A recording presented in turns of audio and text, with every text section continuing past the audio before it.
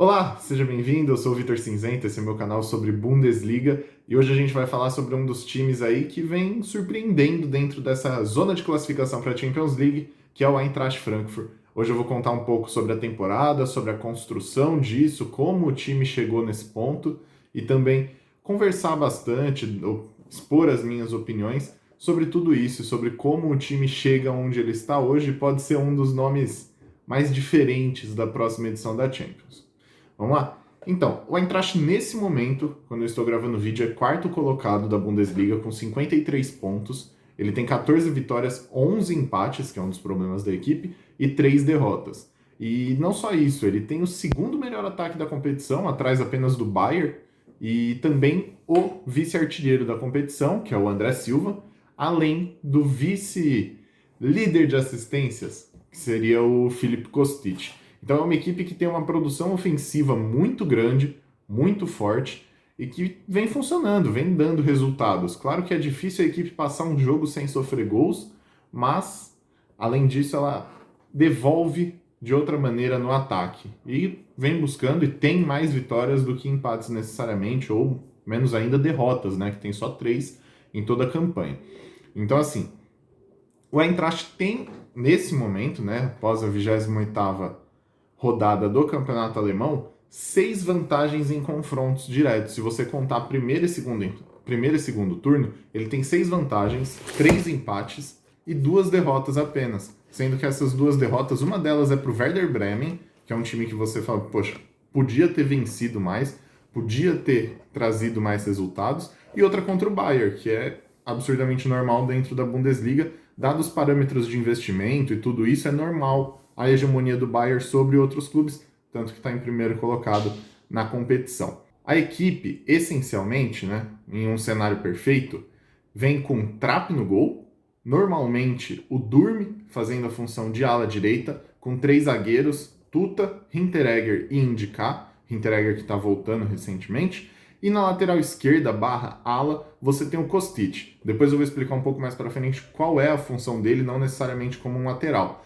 Tem uma linha ali com 4 jogadores no meio de campo, ou seja, o Disbril, que é um ótimo jogador e que vem se desenvolvendo bastante nos últimos anos, Sebastian Rode, o Kamada e o Amin Younes, que de vez em quando é substituído pelo Jovic, que forma uma dupla de ataque com o André Silva, que é o nome certo nessa equipe, principal artilheiro e, assim, indiscutivelmente o cara desse time no momento, além do Filip Kostic.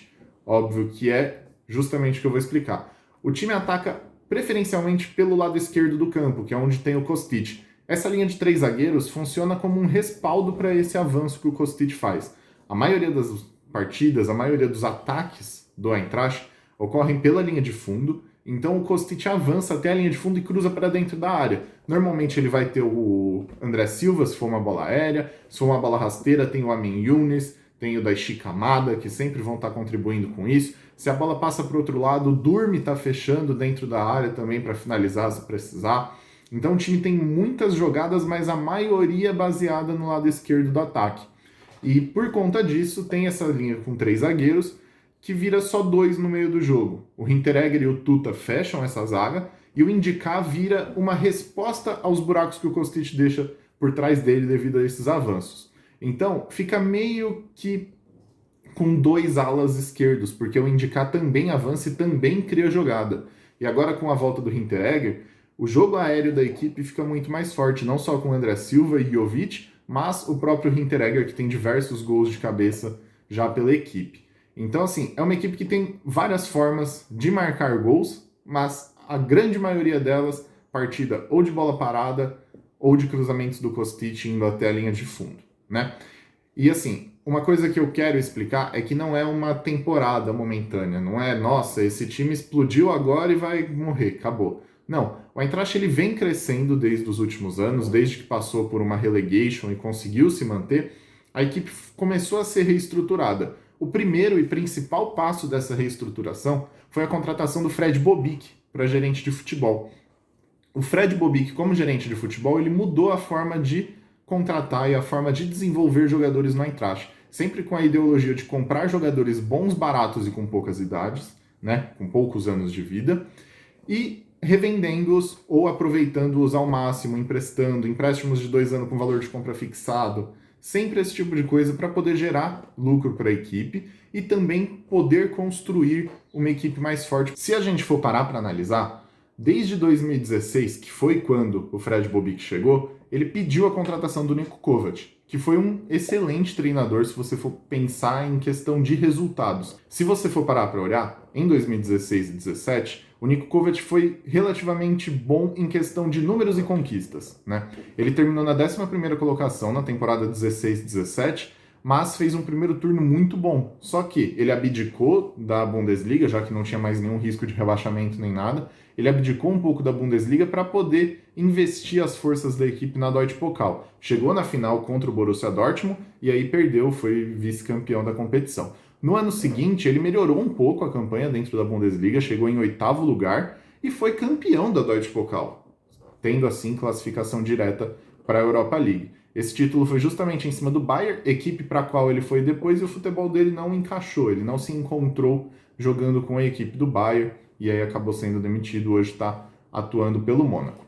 Depois que saiu o Niko Kovac, veio o Adi Hütter, que era um técnico sempre muito bem visto, a RB Salzburg, Young Boys da Suíça, sempre fazendo um excelente trabalho, sempre trabalhos muito ofensivos, e o Eintracht fez a contratação do Adi Hütter, tinha contrato com ele, e ele conseguiu, assim, galgou ótimas campanhas. Ele melhorou muito a equipe em questão ofensiva, em questão defensiva. Tudo foi melhorando muito, a equipe foi crescendo bastante. Na temporada 18-19, eles terminaram em 7º lugar, mas também fizeram uma temporada muito boa, porém abdicaram da Bundesliga novamente para poder disputar um campeonato de mata-mata. Nesse caso, foi a Europa League, onde foi semifinalista saindo para o Chelsea em uma decisão por pênaltis. Chelsea que viria a ser campeão. Então era uma equipe muito ofensiva com Sebastian Haller, Jovic, muitos jogadores muito bons naquela equipe, Rebic, que todos trouxeram muito para o poderio ofensivo da equipe.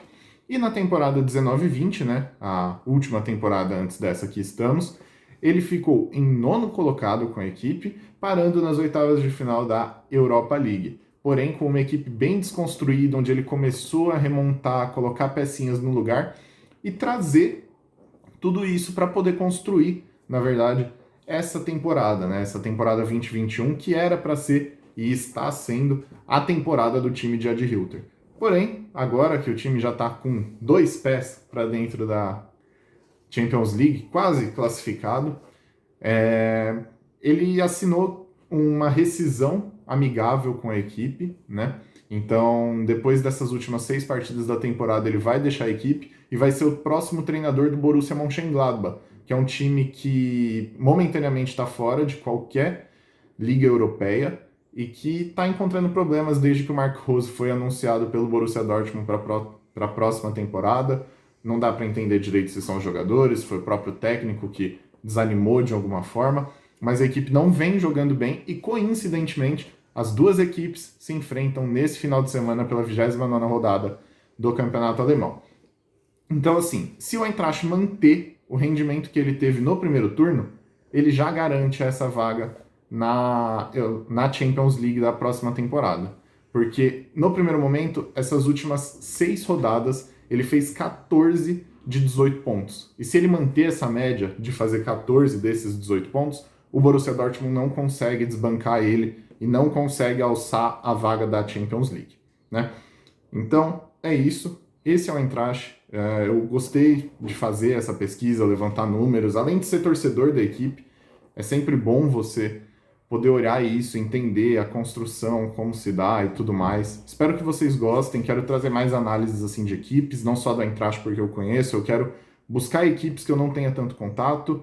Quero poder ir atrás, quero poder fazer tudo isso. Se vocês gostarem de alguma equipe, queiram ver algum tipo de análise diferente, pode mandar aqui embaixo. Eu vou sempre estar tentando trazer esses vídeos de quarta-feira justamente para falar sobre isso, para falar sobre algumas equipes, algumas curiosidades, como por que o símbolo do RB Leipzig não aparece nas tabelas da maioria dos clubes? Ou o que os clubes têm contra Hoffenheim e Leipzig? Tudo isso. Eu gosto de trazer esse tipo de análise. Queria saber de vocês o que vocês preferem, como vocês querem ouvir isso, se é interessante manter esse quadro na quarta-feira, o que vocês acham? Estou sempre aberto bastante um feedback, na verdade, né? Tô sempre aberto pela ajuda de vocês. Muito obrigado.